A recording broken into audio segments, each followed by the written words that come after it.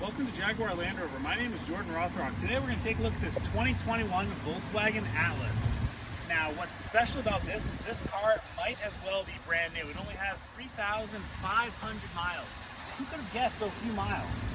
So what's nice about this car is it is perfect. It's a third row vehicle, so it has plenty of room for you and your family. Nice thing about it is it is very easy to put the seats down. As you can see, you still have a little storage room even with the third row up. And if you come take a look over here, you can actually see how much room you have. And remember, the back seat is adjustable. The second row is adjustable, so it's easy enough to make a little more room for the people in the third row. Now let's take a look out back.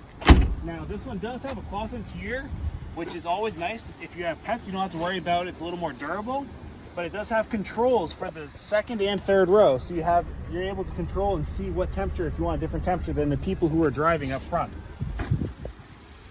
Now this vehicle does have blind spot, Apple CarPlay, and Android Auto, as well as Mirror Link, which is at the Volkswagen's telecommunication system. So it allows you, it's similar to OnStar if you want to compare it to that.